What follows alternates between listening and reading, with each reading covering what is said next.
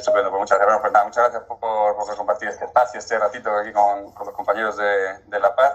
He hecho el trabajo como microbiólogo clínico en el Hospital Clínico San Carlos, estamos aquí enfrente.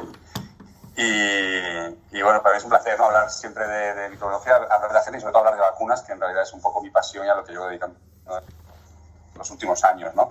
El herpes zóster en concreto, además, aunque es verdad que tendemos a ser por la asistencia más bacteriólogos en general que virólogos, pero siempre he tenido mucha afición, ¿no?, también por los virus y en especial por eso, por toda la familia herpes, por las enfermedades que producen, por esa capacidad, ¿no?, para producir una latencia y producir reactivaciones, algo que vosotros, pues, estoy seguro que ya comprendéis, ¿no? Cuando hablamos del zóster, cuando les hablamos a los alumnos, cuando hablamos a lo mejor en foros, aunque sean de personal sanitario, pero no tanto médicos, ¿no?, gente que comprende esto, realmente todo el mundo se queda asombrado de la capacidad que tienen estos virus para producir la enfermedad de esta manera, ¿no?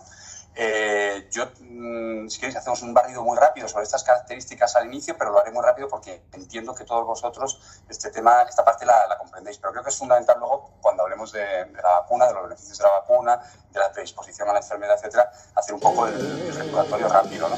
Aquí tenéis, por ejemplo, pues una representación, una sola pantalla de todos los virus que disponemos, que conocemos, distribuidos por familias, y como veis, pues la familia Herpesviridae, que la tenéis aquí, forma parte del gran grupo de los virus de RNA, que hay algunos muy conocidos ahora, como están el de la gripe, como está el de coronavirus dentro del grupo de RNA, y dentro del grupo de DNA, pues tenemos también otro muy conocido, pues en la familia de los poxvirus, donde tenemos ahora, pues como conocéis, el del monkey, ¿no?, la viruela del mono, como lo han llamado en los medios de comunicación, etcétera, por hacer la traducción literal, ¿no? El caso es que la familia Herpesviridae es una familia, insisto, dentro del grupo DNA, o sea, que tiene material genético DNA, tiene en su superficie por el exterior, aunque tenga una cápside icosaédrica, que lo veréis todos escrito en los libros, luego veis la fotografía real, la microscopía, y la veis que electrónica, y veis que la morfología, dice, bueno, pues no es tan regular. Es la nucleocápside lo que es totalmente regular, y por fuera esta membrana es en realidad nuestra membrana nuclear, que se la lleva arrastrada en el momento de la eclosión, tras infectar nuestras células, ¿no?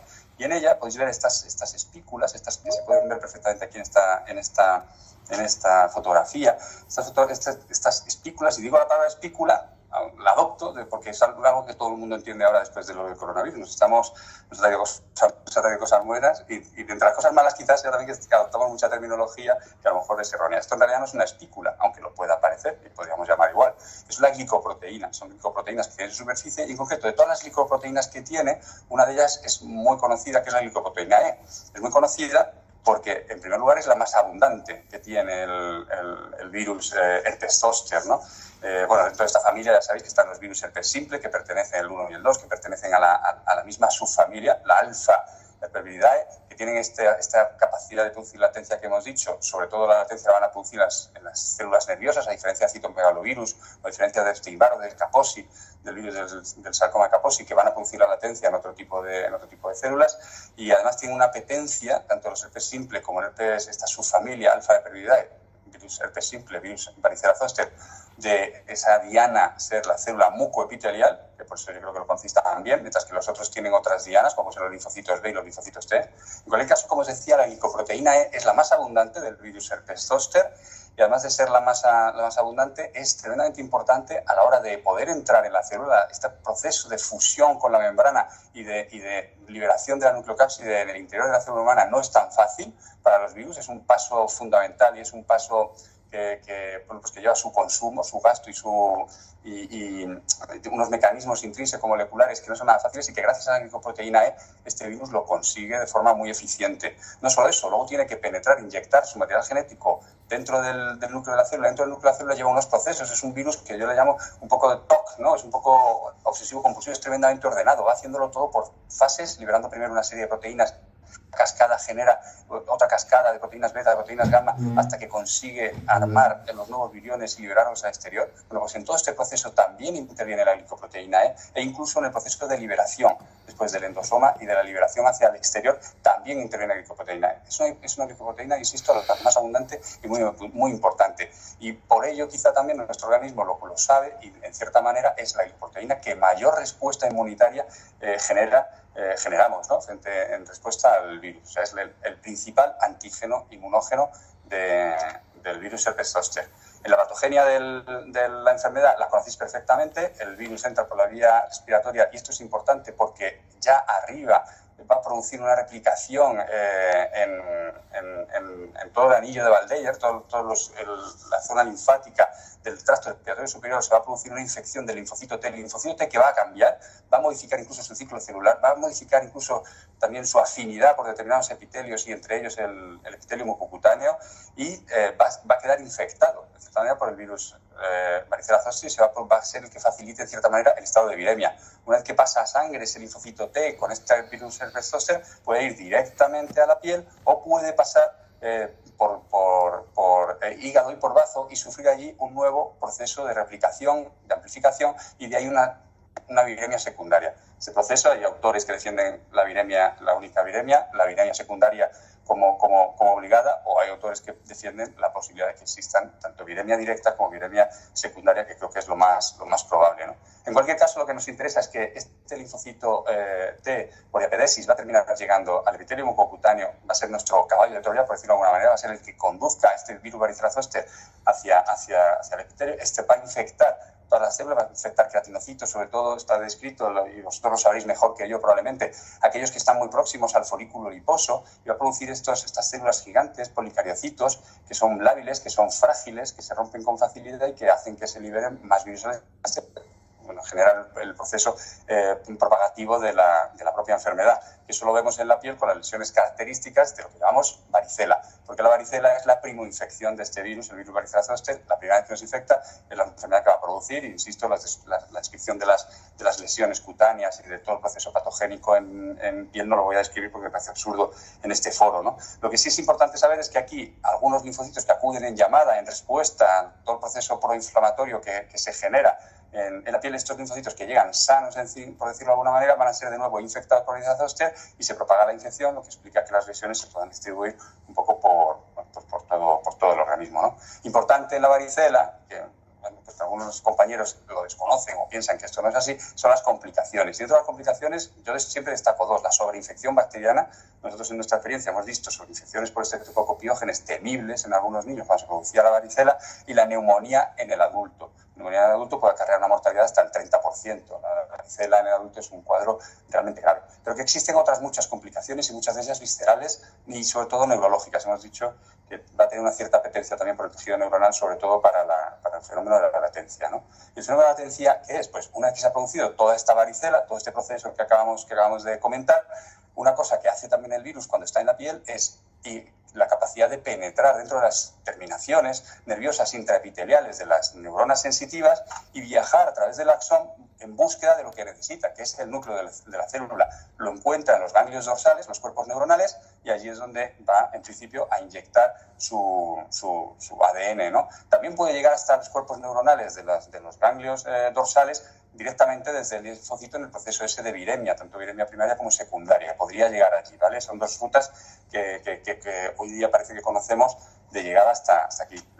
Lo inquietante y lo inaudito de este virus, como decía al principio, es que aquí, en lugar de infectar a la neurona, como ha hecho con las células del mucopiteliales, una vez que se ve dentro del núcleo de estas neuronas, va a establecer un fenómeno de latencia. ¿Cómo lo consigue? Los mecanismos moleculares íntimos no son del todo conocidos, se estudian, pero realmente no conocemos el mecanismo íntimo. Hay varias hipótesis, pero lo que sí sabemos es que el ADN se queda en una forma circular, exómica, que silencia todo el fenómeno de toda la transcripción proteica. De hecho, aquí está su transcriptoma en condiciones normales, la cantidad de proteínas, más de 71 genes, y cómo va expresando algunos en su ciclo vital habitual. Y en cambio, cuando está en latencia, fíjense cómo no expresa prácticamente ninguno.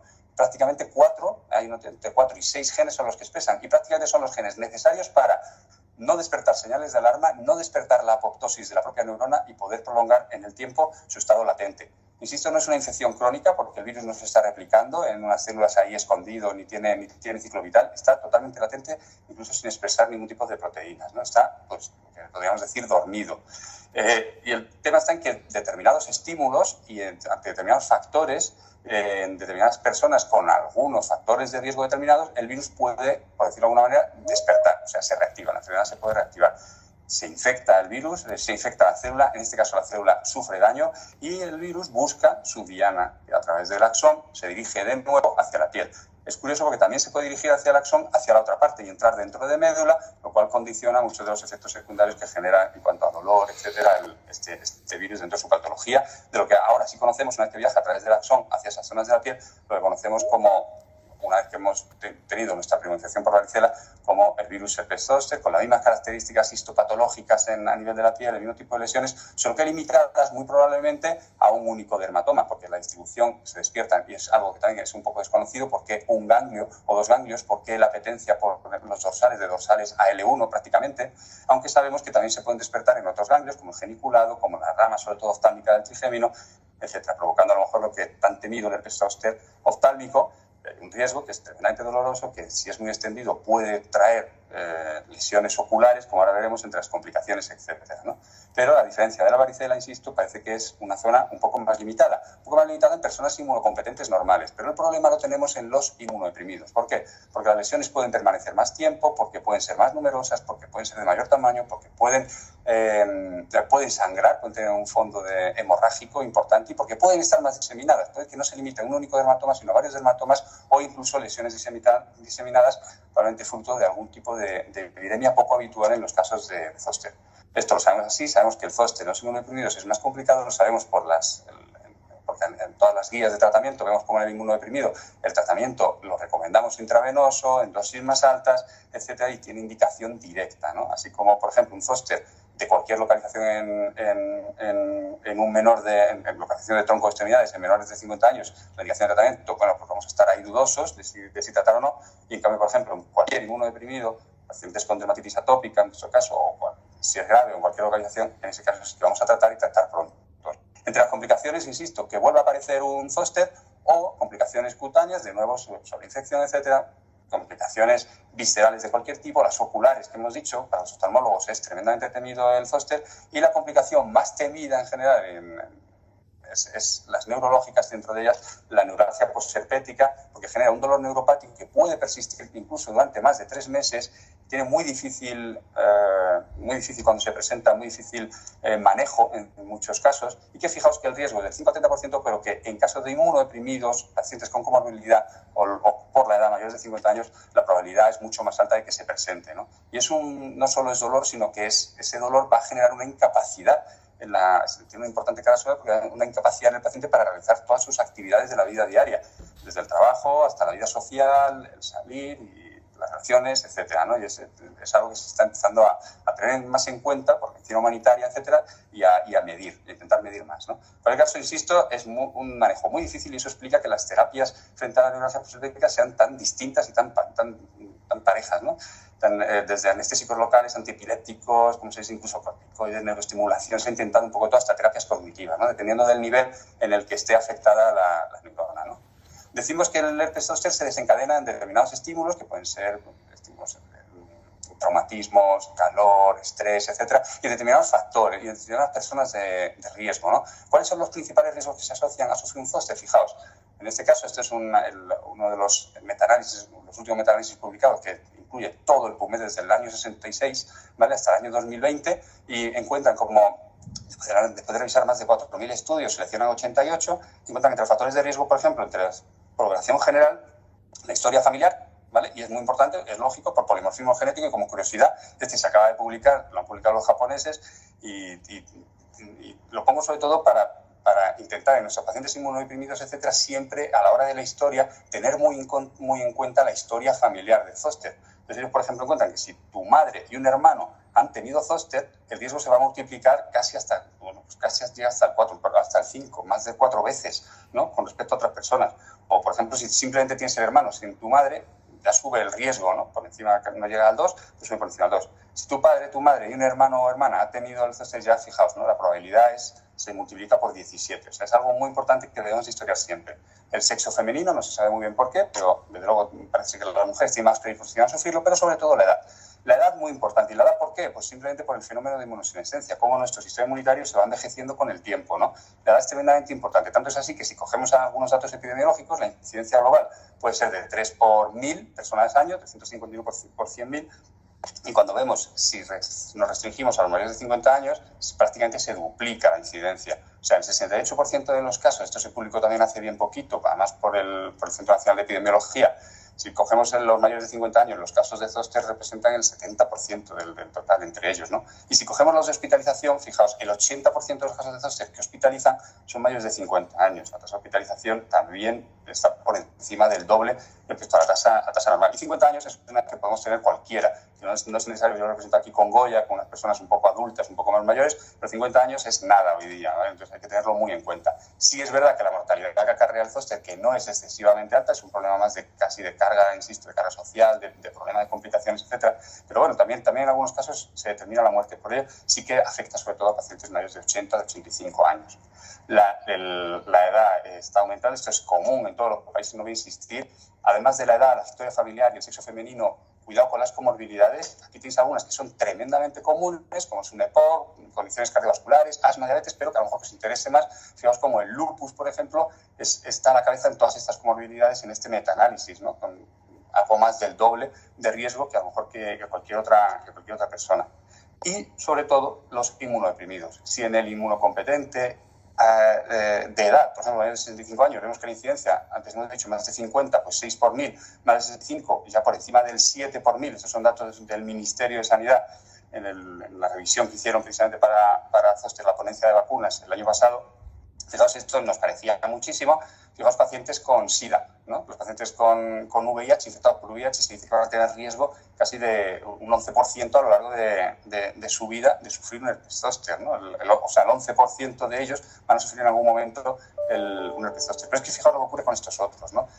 A la cabeza, desde luego, pacientes hematológicos, los receptores de trasplante de progenitores hematopoyéticos, fijaos, qué barbaridad, ¿no? 200 casos por 1000 personas al año. Prácticamente tienen asegurado el episodio de zóster. Los receptores de trasplante de órgano sólido, los VIH que acabo de mencionar, los que reciben tratamientos anti-JAK, ¿vale? Hemopatías malignas y aquellos con tumores sólidos en quimioterapia, fijaos como prácticamente, aunque las cifras son variables, tienen unas incidencias muy similares, insisto, muy por encima, 3-4 veces los valores que tiene la población que mayor riesgo parece que tenía o que tiene un riesgo muy elevado, que es la población de edad. Entonces, es una población que tenemos que tener muy en cuenta, insisto, porque es donde se presentan las complicaciones, es donde se presenta la mayor frecuencia de herpes zóster, ¿vale? Y es donde más daño puede hacer. Como todo el mundo habla de COVID hoy día, pues el zóster se ha vinculado efectivamente a haber pasado. Parece que desde el principio, además de la pandemia, se empezaron a describir casos de zóster en pacientes que habían sufrido el COVID, e incluso, aunque esto no se describieron en los ensayos clínicos, sí se han descrito a través de reportes en tarjetas amarillas, parece ser que incluso después de la vacunación con COVID se pueden generar ciertos casos de zóster. Bueno, esto está todavía todo en estudio y revisión, pero parece que cada vez va esclareciéndose un poco más el papel que pueda haber ahí por fenómenos inmunitarios. En cualquier caso, afecta a pacientes con edad, afecta a pacientes con comorbilidad, afecta a pacientes inmunodeprimidos y cada vez tenemos más pacientes más añosos que cumplen más años, más longevos, pacientes con más comorbilidades precisamente por ello, y somos más agresivos y más invasivos, los tratamientos inmunosupresores, el tratamiento del cáncer, cada vez más trasplantes, etcétera, ¿no? Lo cual puede condicionar que esta patología, si estos son los principales factores, esté aumentando. Y eso es así, está aumentando, y aquí tenéis estudios de pues europeos, americanos, asiáticos, etcétera, como la incidencia del herpes zóster va aumentando según van pasando los años, es algo común, ¿no?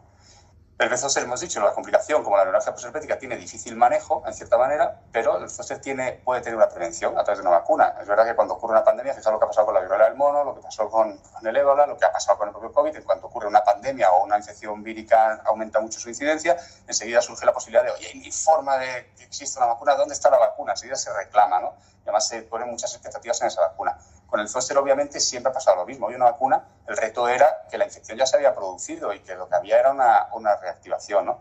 El primer intento de tener una vacuna frente al zóster fue, en realidad, la estrategia que se siguió fue, bueno, vamos a usar la misma vacuna de la varicela, que ha demostrado una alta eficacia vacunal para evitar esa primoinfección.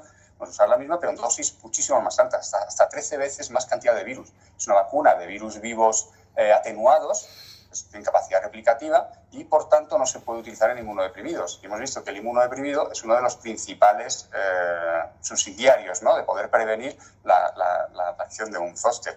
Entonces, bueno, pues lo que se hizo en aquel momento, la recomendación, pues a todos los comórbidos, diabetes, EPOC, ¿vale? Insuficiencia cardíaca, pues todo lo que habíamos visto que forman parte de esos pacientes que tienen un riesgo elevado de sufrir la reactivación, ¿no? Incluso llegó a entrar en calendario vacunal en algunas comunidades autónomas como La Rioja o como Castilla y León, exclusivamente muy restringida a ciertos pacientes. En Castilla y León, por ejemplo, en el diabético de 60 a 70 unían el factor de la edad con el factor de la comorbilidad, o igual en el paciente EPOC. En el caso de La Rioja, ¿vale? No admitía las dos patologías, se limitaban prácticamente a diabéticos que vayan cumpliendo 65 en adelante. Esto fue lo que ocurrió. Estos programas ya se han extinguido. En Estados Unidos también esta vacuna fue recomendada y entraba en calendario, pero hoy día ni siquiera se está comercializando. ¿Por qué?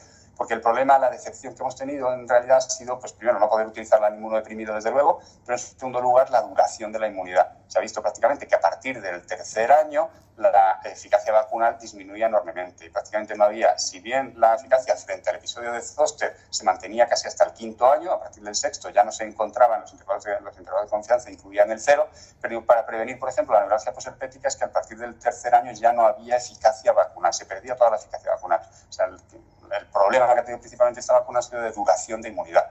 Prácticamente nos previene pues hasta el tercer año y eso podía ser insuficiente y es lo que ha hecho que prácticamente necesitásemos alguna otra herramienta o alguna otra forma de enfocar la prevención de esta reactivación.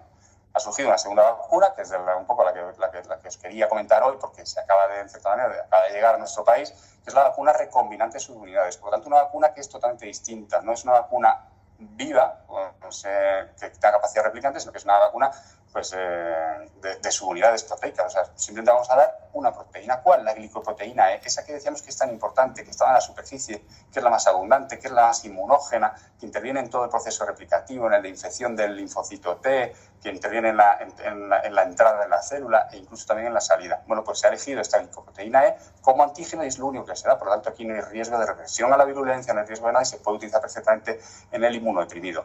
El problema de las vacunas en general, ¿no? De subunidades, como puede ser esta, es que a lo mejor pueden terminar siendo un poco menos inmunógenas y hay que echarles un cable. El cable, desde siempre, desde que existen las vacunas, el cable ese que decimos es adyuvarlas, o sea, ayudar, ¿vale? Hay que ayudar un poco a la inmunogenicidad.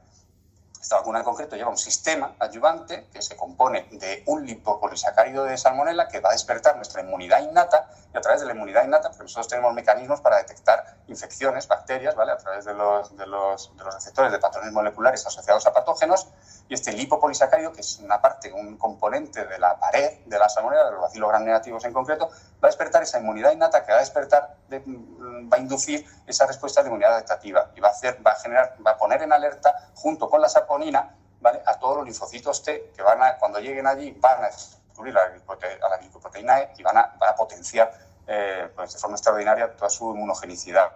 Luego, además, la vacuna va a ir incluida dentro de un liposoma. Hoy día ya estamos muy habituados a los liposomas. Teníamos muchos fármacos que se metían dentro de ellos. Conocemos las características, ¿vale? Va a facilitar la llegada en este caso, la glicoproteína E, que está en su interior, de forma mucho más segura, pero también de forma mucho más eficaz, porque se va a ver menos desnaturalizada por el camino, va a llegar en mejores condiciones, en mejor cantidad, etc., ¿no? El liposoma en muchos fármacos nos ha venido fenomenal. La propia vacuna, las vacunas de ARN mensajero, gracias, en este caso no es un liposoma, es una molécula, un poco una nanopartícula lipídica, pero la base es exactamente la misma, es quizá un poco más compleja porque existe una gran variedad de liposomas y de partículas nanolipídicas, pero la estrategia es la misma, proteger y facilitar la entrada dentro de la célula de lo que tenemos en el interior, ¿no? Esta es la vacuna. Entonces, esta vacuna ha seguido todo un desarrollo clínico bastante importante, orientado muy bien a lo que acabamos de ver, que es lo que queremos prevenir, ¿no? Que son los pacientes de edad y los pacientes con mayor riesgo, tanto los comórbidos como los inmunodeprimidos, y para prevenir tanto los episodios de zóster como los de neuralgia posherpética. Lo ha logrado y se le ha dado la indicación. Entonces, ahora mismo esta es la indicación precisamente que tiene. La pauta habitual en un adulto sano por encima de 50 años se administraría una primera dosis y la segunda entre el segundo y el sexto mes. Esto va a ser importante porque esta vacuna requiere de 2 dosis. Eso es una diferencia con la anterior, ¿no? Pero se puede emplear una pauta acelerada que puede ser tremendamente interesante cuando tenemos pacientes inmunodeprimidos. Administramos una dosis y la segunda dosis entre el primer y el segundo mes. Esta pauta acelerada precisamente no requiere luego ya de una tercera dosis en principio. Es la misma pauta que esta, pero insisto, mucho más rápido y puede ser muy, muy, muy, muy importante, muy adecuada cuando queremos implantar un tratamiento y queremos dejar al paciente protegido antes de empezar con el tratamiento inmunosupresor. requiere reconstitución, no hay que congelarla, a diferencia del anterior, estas son características generales, y se administra intramuscular, también es diferente al anterior, que se administra subcutánea. Me gusta insistir en estas cosas para que no haya errores de administración. Todo un desarrollo clínico de una vacuna, toda la importancia, toda la concienciación y todo el tal, se viene al traste si luego hay una mala administración de la vacuna y termina no protegiendo. Como la idea de la vacuna es administrarla en estos pacientes adultos y comórbidos, estos adultos también suelen tener indicada la vacuna de la gripe, la vacuna de neumococo, incluso algunos la vacuna de la tosferina, ¿vale? Entonces, era muy importante conocer si esta vacuna se puede administrar en el mismo momento, si hay compatibilidad y si es perfectamente compatible. Salvo quizá ahora mismo la gripe ayudada se está ahora mismo estudiando, es la única que, pero todo el resto de las vacunas de la gripe, de subunidades, etcétera, es perfectamente compatible. E incluso de la del neumococo conjugada también se ha visto que es perfectamente compatible. Entonces, supongo que lo que estáis esperando un poco los resultados del desarrollo clínico, ¿no? De los ensayos clínicos, que, como digo, si tiene la fecha, la indicación y la ficha técnica, etcétera, ha sido aprobada por todas las autoridades regulatorias, FDA y EMA, bueno, pues era esperable que hubiese salido bien. Os comento, se han hecho ensayos clínicos en todos los grupos independientes, en todos los grupos de mayor riesgo: VIH, trasplantes renales, tumores sólidos, hemopatías malignas y trasplantes de células hematopoyéticas, y luego en personas de mayores de 50 y mayores de 70. La inmunogenicidad muy potente y muy duradera en todos los grupos. Ahora, si queréis, os lo comento un poco más en detalle. La seguridad, el perfil clínico muy aceptable, con prácticamente la incidencia de eventos adversos graves, ¿vale? Y desde luego mortales comparable, no ha habido diferencia entre placebo y vacunación. Sí parece ser que es más frecuente, y ahora si queréis lo comentamos también, los eventos adversos locales, que durante 1 a 2 días, ¿vale?, en el lugar de la inyección, y algunos sistémicos como fatiga y mialgias, se dieron más en los vacunados. En cuanto a eficacia vacunal frente al herpes zóster, en los grupos inmunodeprimidos, una salvedad quiero hacer, en el mundo de las vacunas pues es muy habitual y muy conocido y también tiene toda la lógica, y es que en los inmunodeprimidos tienen más predisposición a la enfermedad y las personas de mayor edad, por la inmunosenescencia, tienen también más predisposición a la infección, a la enfermedad infecciosa, precisamente porque su sistema inmunitario está debilitado. Eso también condiciona que las respuestas a las vacunas en estos pacientes tienden a ser menores, ¿vale? Y esperamos eficacias vacunales, desde luego, algo inferiores, en algunos casos, desgraciadamente, con algunas vacunas, incluso nulas, frente a determinadas vacunas, mientras que en una persona inmunocompetente se responde fenomenal, o en los niños, ¿no? Entonces, en este caso, la sorpresa ha sido que los datos de eficacia vacunal han sido muy altos, en cierta manera, y ha sido una gran alegría y una gran sorpresa cuando se empezaron a sacar todos los ensayos clínicos, ¿no? En el caso más grave, que sería el de los trasplantes, los receptores de trasplante progenitores hematopoyéticos, la eficacia frente al herpes zóster rozaba el 70%, pero fijaos cómo la eficacia vacunal frente a la neuralgia posherpética casi rozaba el 90%, o el resto de las complicaciones que hemos visto del herpes zóster casi rozaba el 80%. En el caso de las hemopatías malignas, pacientes ya con neoplasias hematológicas, rozaba de nuevo el 90%. En el caso de los adultos, mayores de 50, mayores de 60, 70, 80, en todos ellos la eficacia vacunal más del 90%, está por encima, fijaos, 97, más alta cuanto más joven, por lo que acabo de mencionar, y además bastante duradera. En principio, en los ensayos clínicos iniciales, 7 años, ahora veremos que con los ensayos de seguimiento incluso mayor. Y incluso frente a neuralgia posherpética o frente a otras complicaciones, de nuevo, en torno al 90%. Y en los mayores de 70 años, de nuevo, un poco más baja, pero 91 en mayores de 50, frente a complicaciones 93,7 en eso. O sea, que hemos mostrado una eficacia vacunal bastante alta. Dentro de los grupos estos de edad, obviamente había pacientes con comorbilidad. Los análisis post-hoc se han separado por comorbilidad y se ve que la eficacia vacunal, independientemente en todas estas comorbilidades, de nuevo, por encima, fijaos, lo más bajo ha sido el 84% en trastornos respiratorios diferentes al alma, pero más o menos todos rondan el 90%, o sea, muy similares a lo que se ha visto en los pacientes de edad sin comorbilidad o en el grupo general, y además en seguridad, exactamente. Respecto a la duración, muy importante, miramos mucho la duración por lo que pasó con la otra vacuna. Pues vemos que tanto la respuesta inmunitaria celular como la respuesta inmunitaria humoral se mantienen los niveles de anticuerpos muy altos, hasta 7 veces, aquí al 8º año. Y aquí, en la inmunidad humoral, los niveles de anticuerpos con respecto a antes de vacunarte, con el momento prevacunal, se mantienen hasta 6 veces, incluso al año 7, al año 8. En el seguimiento, insisto, hasta 10 años, 6 veces la respuesta humoral, hasta 3,5 veces la respuesta celular. Muy importante la respuesta celular, que es un poco la que va a contener todo el fenómeno de reactivación, etc. En cuanto a los eventos adversos locales, lo he mencionado antes, sí que vamos a ver que va a haber más dolor que en el grupo placebo, quizá algo más de eritema y algo más de hinchazón, ¿no? El tumor después de la inoculación. La duración media va a ser casi de 2 días, 1 día. Entonces, no, en realidad nosotros en el mundo vacunal esto es algo que asumimos y que bueno, podemos ver, entiendo que es pasajero y que es un tema local, que casi se puede manejar bien. Sí es importante avisar al paciente para que no se lleve a extraño en el momento de la administración y sobre todo para que esto no condicione el que rechace la segunda dosis. La segunda dosis va a ser fundamental. Entonces yo creo que avisándolo previamente y a lo mejor aplicando algo de frío en la zona puede ser más que suficiente. Los efectos sistémicos también en algunos casos han sido por encima del placebo, fatiga, insisto sobre todo, y mialgia, pero insisto que creo que están, y a lo mejor algo de cefalea, pero que están perfectamente aceptados yo creo, por los vacunandos. Y además, fijaos cómo la duración, prácticamente, en el grupo tanto de mayores de 50 como mayores de 70, o 2 días, ¿vale? Insisto, en seguridad, el resto de los efectos adversos graves no hubo ninguna diferencia con el placebo. Y es, de hecho, en los ensayos clínicos, fijaos cómo el nivel de cumplimiento de las 2 dosis fue el mismo, tanto en los que recibieron la vacuna como los que recibieron el placebo. O sea, no se perdieron segundas dosis por estos eventos adversos. En la vida real, fijaos, a mis pacientes mayores de 50 años, se administra la eficacia vacunal, que siempre en la vida real, siempre la efectividad tiende a ser, en el mundo vacunal, la efectividad tiende a ser un poquito más baja que la eficacia, salvo en algunas vacunas que generan inmunidad de grupo, etcétera. Pero fijaos cómo rondan por encima del 80 en los mayores de 80 años, pero por encima del 85 en los mayores de 50 años. Aquí se metió todo tipo de personas, ¿vale? Eso sí, se excluyeron los inmunodeprimidos, leucemias, linfoma, medicación inmunosupresora. En cambio, en este otro, ¿vale? Mayores de 65 años son más añosos, o sea, tienen más edad, van a responder peor.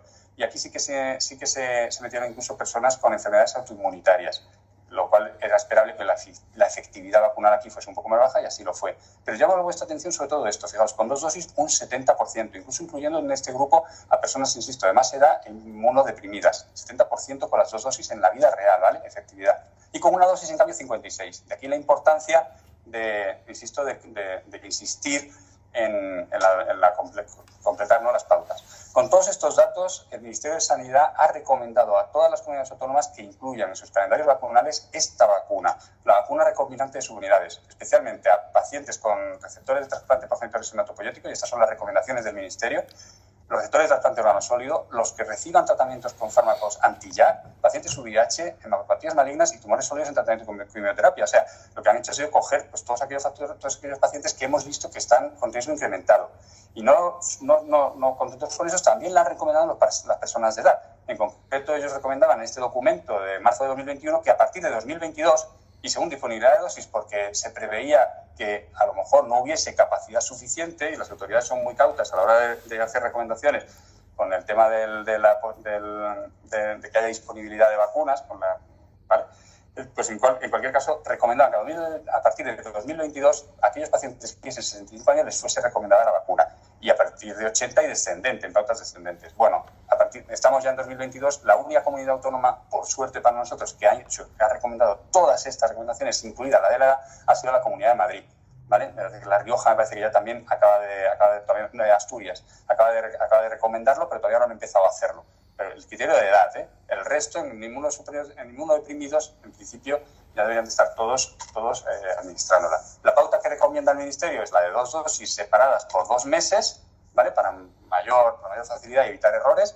Y el momento vacunal, que eso es muy importante, va a depender un poco en estos casos. En el caso del adulto, pues en el momento en el que se presente, siempre y cuando no haya recibido la vacuna anterior, la que había antes, la de virus vivos. En ese caso habría que esperar, ellos miran que 5 años, podemos discutir luego esto, y que a vosotros sobre todo os pueda interesar, yo creo, por lo que manejáis, tratamientos con fármacos anti-JAK, pues la recomendación es administrar la vacuna antes de empezar el tratamiento, coinciden con lo que las recomendaciones americanas, y en el caso de los tumores sólidos, que trataréis a veces, tratáis melanomas, que tratáis otro tipo usáis quimioterapias, etcétera. En ese caso, pues tras la quimioterapia o en el periodo ventana, por ejemplo, en tratamientos con rituximab, etcétera, pues 4 semanas antes del siguiente ciclo, ¿no? Estas son las recomendaciones ahora mismo que tiene el Ministerio, pero la vacuna, y yo creo que lo han dicho en la presentación, está en farmacias. Cualquier persona que consideremos que es susceptible de tener un riesgo elevado y un beneficio de la vacuna puede comprarla y ponérsela, ¿de acuerdo? Y eso lo digo porque, fijaos, en estas recomendaciones acabamos de ver que el grupo de comórbidos, diabéticos, que estaba incluso en calendario vacunal en algunas comunidades autónomas, ha quedado fuera de estas recomendaciones de momento. Quizá tenga que ver con un tema también de calcular que no haya disponibilidad, de calcular presupuestos, etcétera, porque desde luego por riesgo estaría más que recomendada y quizás sea una recomendación que haya que hacer a estos pacientes porque van a obtener un beneficio prácticamente seguro.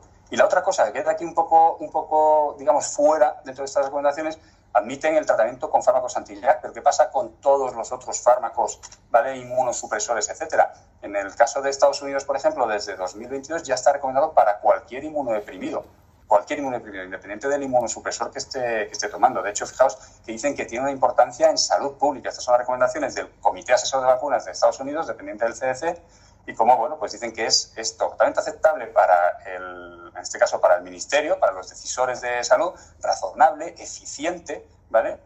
Bueno, un tema de equidad en salud, etcétera.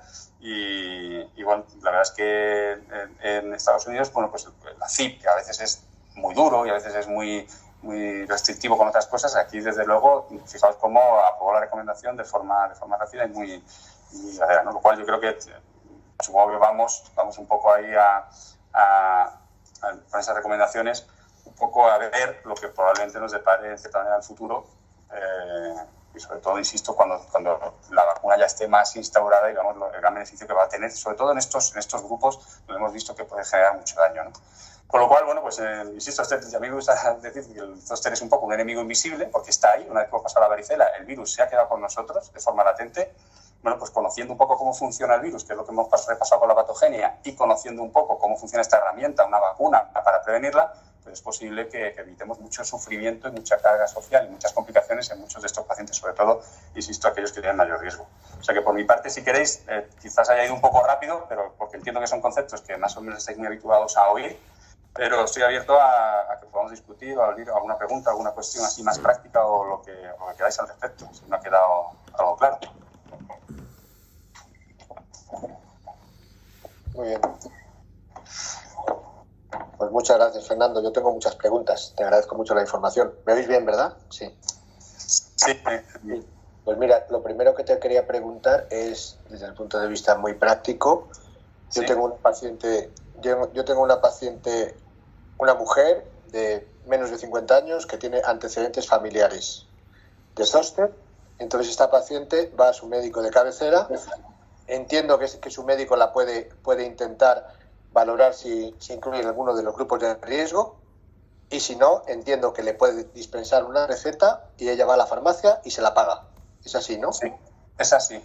Mayores de 18 años, por ficha técnica, si es en menores no estaría indicada por ficha técnica, nos saldríamos de off-label, pero mayores de 18 años perfectamente. Vale. O sea, eso es tan sencillo como hacer una recomendación particular como hacemos en la vacunación del VPH en mayores de 26 años. Exactamente igual. El temor que había era que no hubiese suficiente. La demanda de esta vacuna a nivel mundial es tremendamente alta por lo que hemos dicho, por la eficacia. Y en Estados Unidos están entusiasmados con ellas y en el resto de Europa, ¿no? Entonces había un problema de que a lo mejor a farmacia comunitaria, a las farmacias de la calle, a lo mejor no llegase suficiente vacuna. Pero de momento en España está asegurado el suministro y ahora mismo está en todas las farmacias comunitarias. Se puede comprar perfectamente. Perfecto.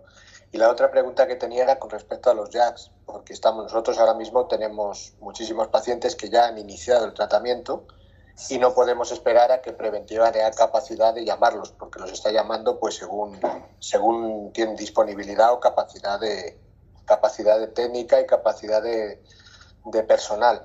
Entonces, no sé si ese inicio posterior al comenzar el JAK, porque verdaderamente son situaciones de mucha urgencia, puede disminuir la eficacia de la vacuna o nos puede preocupar o no. Nosotros estamos utilizando unos JAKs que teóricamente no son los peores, ni muchísimo menos, porque no utilizamos Japan-JAK, estamos utilizando anti-JAK 1 básicamente, y sí, creo que el riesgo no sea tan grande, pero no sé tu opinión sobre esto. Mira, lo primero es una vacuna que se puede utilizar en el inmunodeprimido, a diferencia de la otra, lo cual el estar ya en tratamiento inmunosupresor no nos la contraindica, está perfectamente indicada, pero como habéis visto en los datos, según cumplimos años, la respuesta inmunitaria es menor y según estamos más inmunodeprimidos, la respuesta inmunitaria es menor. Entonces, en las recomendaciones oficiales, el momento ideal, para tal es, si voy a programar un tratamiento, hacerlo antes, en el caso de los anti-JAK.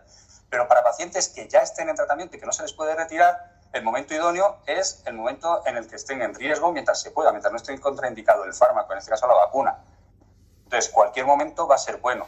Lo que no podemos es en cierta manera, retirar el inmunosupresor para administrar una vacuna, porque entonces le ponemos en riesgo de rebrote de su enfermedad. Entonces, la respuesta es, ¿se puede vacunar con el... Lo ideal es, si tengo programado a lo mejor hacer una pausa, no lo sé, porque no manejo muy bien, entonces que todo esto es terapia que estáis manejando vosotros mucho más.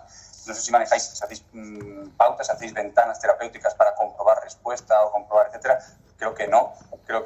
O si manejáis las dosis en subidas y bajadas, en ese caso, pues si lo tenéis programado es esperar el momento más óptimo, ¿no? Esto se hace mucho con el VIH, por ejemplo, ¿no? Que ocurre lo mismo. La recomendación es, por ejemplo, en España, el Ministerio ha determinado que el paciente esté estable y que lleve más de un año en tratamiento antirretroviral, en caso de no estarlo, como para asegurarse de que sean pacientes con infección VIH que hagan un seguimiento y no con eso a cualquiera. Pero en realidad las recomendaciones americanas dicen que es cualquier paciente VIH, independientemente incluso de su nivel de CD4. Lo cual nos está hablando muy bien. Entonces, es buscar el momento más óptimo, pero si tú tienes un paciente ya en tratamiento, se lo puedes administrar porque está en riesgo ya. Entonces, lo puedes administrar en cual. Entonces voy un poquito más allá, Fernando, porque para pacientes con enfermedad inflamatoria sistémica crónica, estoy pensando en psoriasis, estoy pensando en dermatitis atópica, pacientes que tarde o temprano vamos a inmunodeprimir, pacientes a los que ya vemos en consulta con una forma clínica que vemos que va a ir inicialmente incluso a metotrexato y luego vamos a ir escalando la inmunosupresión hasta lo que el paciente decida. Sería el momento adecuado de la vacunación sería de una forma preventiva cuando vemos al paciente, por ejemplo, en unos estadios iniciales de la enfermedad todavía sin sistémico. Lo que pasa en ese caso, vuelvo al inicio, ahí tiene que financiarse el paciente. Es una recomendación personal. Ya, cierto. Ese es el dilema, ¿no? Efectivamente, ese es el dilema. Que quizá cuando más beneficio y cuando mayor eficacia va a tener la vacuna es cuando... Ahí no sé si se podrá negociar en el futuro con los servicios de prevención, ya sabéis un poco el arte, ¿no? De decir, bueno, la anotamos ahora, luego cuando empiece el tratamiento la damos de alta. No sé si se podrán hacer cosas de ese tipo, ¿vale? Pero que las hacemos con otras cosas, desde luego por beneficio de los pacientes, porque al fin de cuentas es el beneficio del paciente. Pero sí, ese es el dilema. Cuando mayor beneficio va a tener es cuando realmente no tiene todavía la indicación, sí.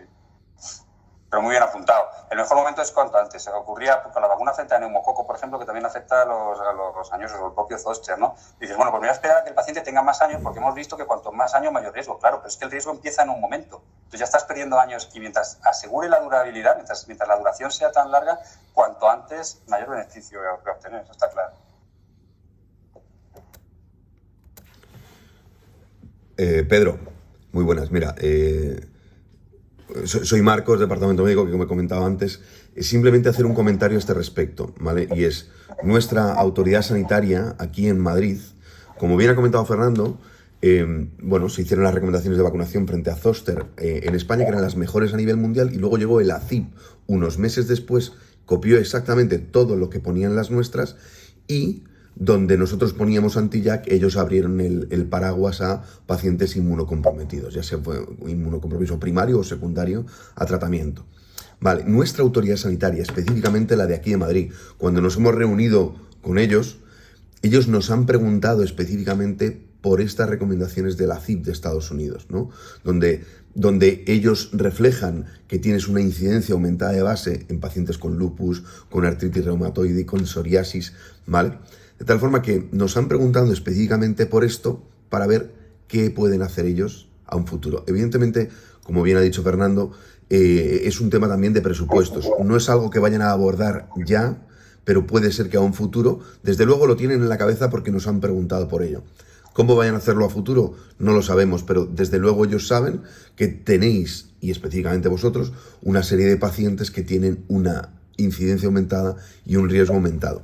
Y simplemente un comentario con respecto a ciertos tratamientos, porque un tratamiento habitual en ciertas patologías autoinmunes es rituximab, que de hecho con vacunas COVID lo hemos visto, que tenías que hacer periodos de lavado porque si no tenías una buena respuesta a estas vacunas.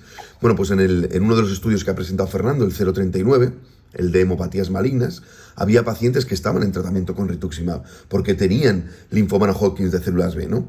¿Y qué es lo que hacíamos en estos estudios? No hacíamos ningún tipo de lavado, sino que el paciente lo vacunábamos a sabiendas de que no iban a tener respuesta humoral, porque efectivamente rituximab, además ellos lo toman a altas dosis, no iba a haber esa respuesta humoral. Entonces, aún así, hacemos la vacunación. En esos pacientes, en el 100% de ellos, se produce una respuesta celular y es en ese tipo de pacientes donde llevas a tener una eficacia de un 87%. Con lo cual, nos sirve muy bien para ver que, bueno, pacientes incluso que están tomando terapias que son muy inmunosupresoras, la respuesta a la vacuna es excelente porque además tienes la respuesta que necesitas, que es la celular, para contener la reactivación del virus, que la humoral aquí no pinta nada, ¿no? Entonces es un tema interesante también.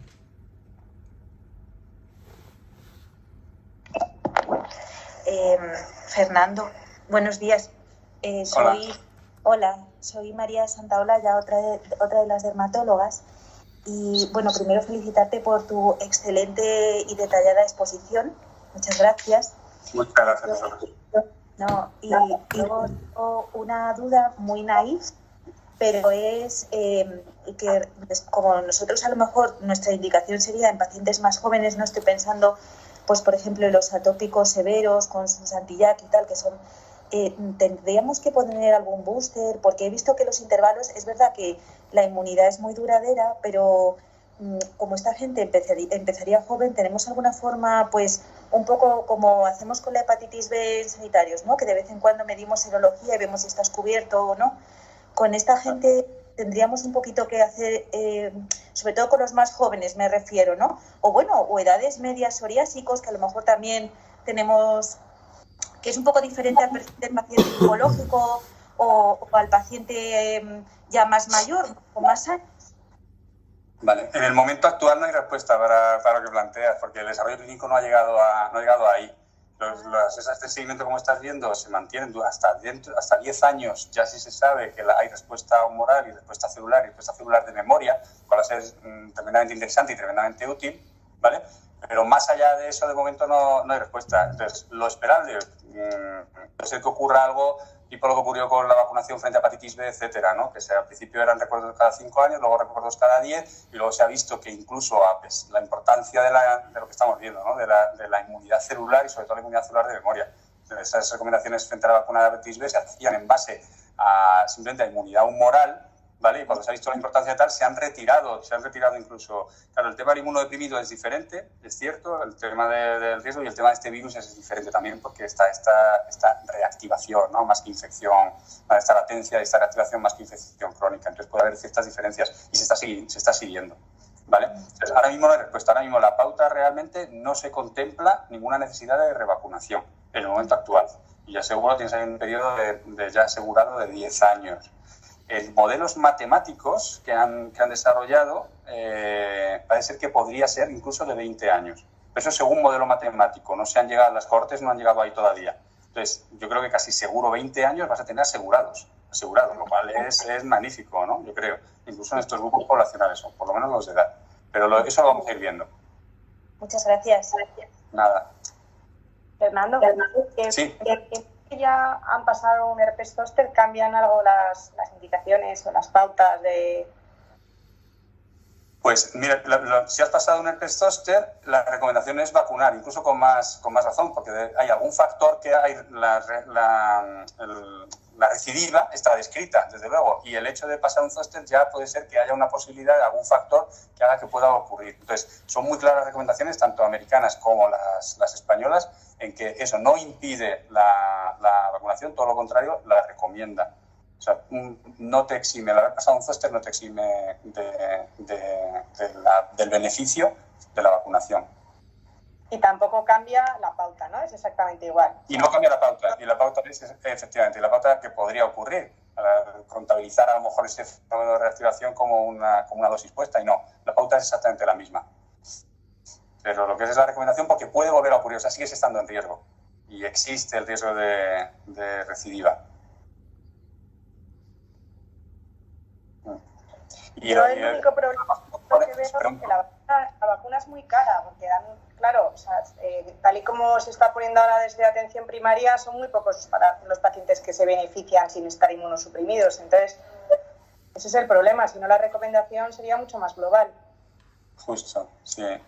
Claro, las vacunas siempre ha sido una herramienta que se ha tendido a ser, en general todo lo que es preventivo se tiende a pensar que tiene que ser muy barato, ¿no? Es verdad que es una vacuna que de precio sale cara, quizá por la negociación que ha habido que hacer muy rápida con el Ministerio, que la ha querido muy rápido y se ha negociado un poco, bueno, pues de aquella manera. También es verdad que el beneficio, o sea, es eficiente, y lo dicen las autoridades sanitarias y lo dicen incluso las europeas, o sea, en términos de todo lo que te quita y de lo que hemos visto, ¿no? De carga social, etcétera. Pero es verdad que las vacunas empiezan a ser herramientas de alta tecnología, ya no son las vacunas más originales y más básicas y tal y cual, que son muy fáciles de producir y claro, empiezan a ser productos caros, eso es cierto, y sobre todo cuando sí dependen de los suyos. Lo vimos con el papiloma, yo creo que la vacuna del papilomavirus humano fue una de las primeras que, ¿no? Incluso más que la de neumococo, que también tenía su coste, fue una de las primeras que al bolsillo eran...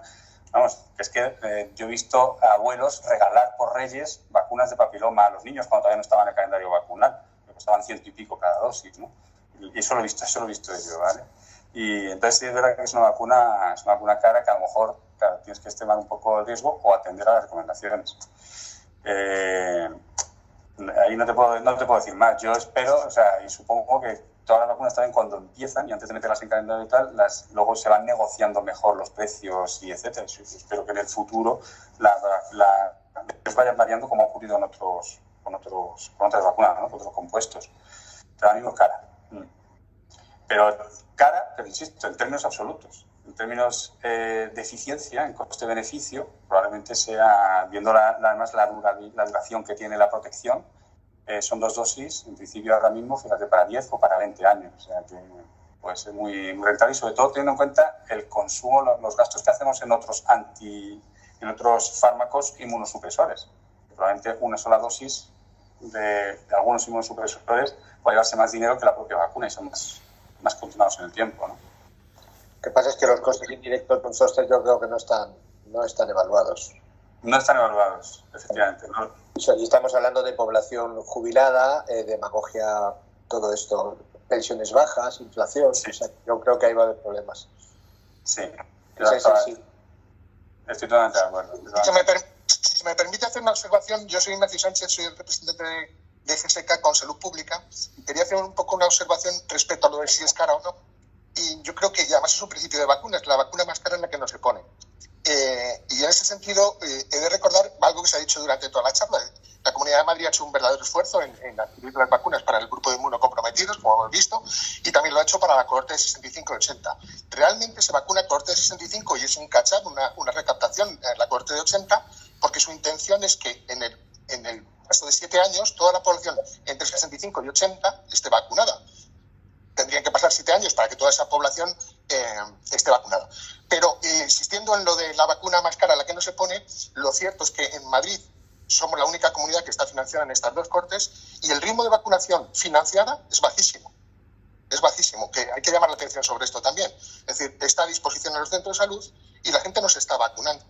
Y en eso también hay que hacer un esfuerzo en cuanto a recomendación, por lo menos de aquellos que la tienen financiada, atendiendo incluso a esto que estamos hablando que es cara, ¿no? ¿Vale? Sí. Lo hemos vivido, eso es cierto. En la Comunidad de Madrid la verdad es que tenemos una suerte en todo el tema de la vacunación, porque la Comunidad de Madrid es tremendamente sensible y lo ha sido con todas las vacunas. Porque, por ejemplo, con la vacuna de neumococo ocurrió algo parecido. Fuimos la primera comunidad que la incluyó en los adultos y a diferencia de otras comunidades donde había que pasarlo vía inspección sanitaria, había que hacer toda la burocracia, todo el papeleo, que en primaria ya sabéis pues lo que ocurre con todo esto, en la Comunidad de Madrid bastaba con darlo de alta en el sistema informático y cogerla de la nevera. Y aún así no se vacunaban muchísimos pacientes. No sé si era por falta de conocimiento, de concienciación, etcétera. Y ocurrió también con el papilomavirus humano. Hubo que hacer campañas casi hasta en televisión para que la gente acudiera a vacunarse y era también gratuita. Eso es cierto.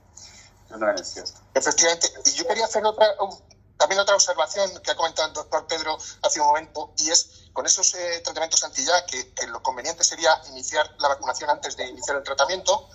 Salud Pública en la Comunidad de Madrid no es un estamento tan cerrado. Yo creo que se puede consultar y son flexibles. Y de hecho lo hemos vivido, y Marcos, que del Departamento Médico lo ha vivido conmigo, por un caso de una persona que sufrió un trasplante de córnea y fracasó debido a un herpes zóster, se hizo la consulta y admitieron la vacunación.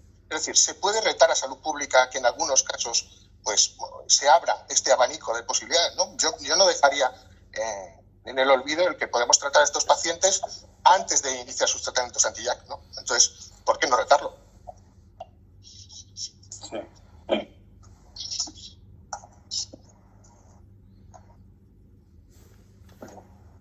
Muchas gracias por mi parte. Fernando, muchas gracias. Muchas gracias a vosotros por la invitación. Gracias. Muy bien, muchas gracias. Gracias. Muchas gracias a todos. Gracias. Buen día. Gracias, solamente. Todo muy claro. Enhorabuena. Gracias. Muchísimas gracias. Chao, chao.